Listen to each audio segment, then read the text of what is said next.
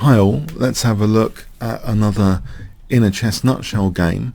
This is from the Tal Memorial held in Latvia, in particular Jurmala, and now it was actually organised by Alexey Shirov together with the Riga Chess Federation. So it was recently held in Latvia. The aim of the tournament to pay tribute to Mikhail Tal, and players from all around the world came to enjoy the event.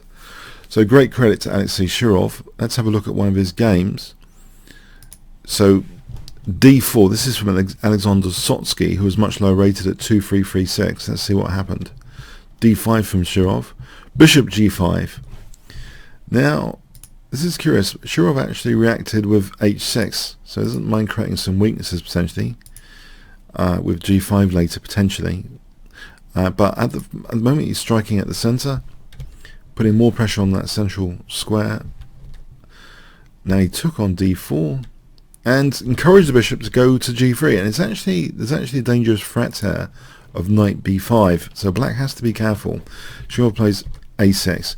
So at the moment he's kind of accelerated the development of Fianchetto bishop potentially, but is there a downside? h4 threatening hg, that's addressed with g4.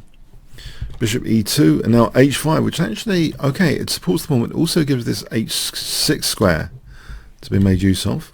f3, and actually that's made use of here, and also not only protecting this g4 pawn, but knight f5 is hitting g3 and d4, and in fact white already might be slightly getting in trouble here after knight f5. Bishop f4. Where else, if the bishop goes to e5, black can advantageously just take care and place like d4 and bishop h6. It gets very, very nasty for white. Very, very horrible looking position could result. So bishop f4, we have losing a pawn though, but is this a sort of gambit? White castle's queenside. Bishop g7 supporting the knight, and also bishop f5 is on the way. F takes. Now h5, f5 supporting the g4 pawn. Bishop g5, queen d6. Bishop uses the e5 square here. Bishop d7. Black castle's queenside. Yeah, it seems to be a very, very safe pawn up.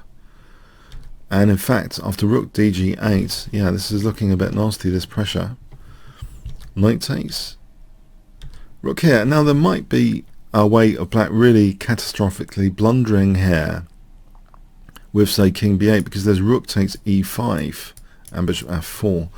But even without king b8, rook e5 and bishop f4 is dangerous here, because you can imagine there's things like knight a4 after, well, with queen c3 in mind. It's dangerous basically for the bishop to hit this diagonal. But e6 does seem sufficient to hold things up against rook takes e5 here. For example, if this knight e2 was played in this position, if rook takes e5, bishop f4, the queen can drop here, and there isn't too much of a danger in this position. Okay, so actually it doesn't seem to be on this sacrifice, otherwise white might actually have something. Let's actually, just for a moment, just see any other dangers apart from king b8. Say bishop c6, again rook takes e5, and here this is dangerous for black actually, this position. Here there's this bishop e5 threatened actually. Yeah, there's a few things going on which make it, a little bit dangerous as examples. So, and natural moves, it's good that, well, king b8 and bishop c6 are ruled out. And let's just give an example here. Another example. In this position, queen f2. Actually, forget knight a4 that I mentioned earlier. That can just be taken.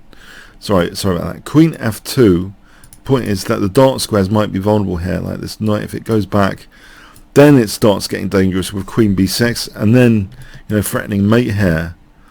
So what does black do? Yeah, black starts to be really in an uncomfortable position. There's things like knight takes d5 here, and you can imagine things can go really badly wrong on the dark squares. So yeah, this move which Shirov played here is one of the best. e6.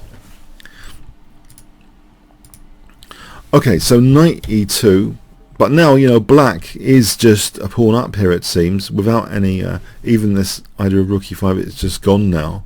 Knight d8, knight f7, hitting the bishop. Now that's taken. Yeah, the dark square dangers are mostly gone now for black, and in fact he creeps forward in the center, and here is a nice maneuver with the knight getting into that sensitive f3 square, and it's a crushing position. The potential threat of queen a7 is addressed with king b8. Now we have e4 and queen takes h6, and white gives up here. So a nice game by Shirov. And I thought I should show it because, you know, he was like the key organizer of this Tal Memorial held in Latvia. So I think nice to show one of his games, and shows he's still, you know, he can crush the 2300s. And he's 2691. He can crush quite a lot of people actually. 2691. There's still fire on board with Shirov. That's one of his classic books, by the way, Fire on Board. If you haven't got it, it's a fascinating insight into the depth of his dynamic chess. So clearly he's a player influenced by Mikhail Tal and from the same hometown, Latvia. Okay, comments, questions, likes appreciated. Thanks very much.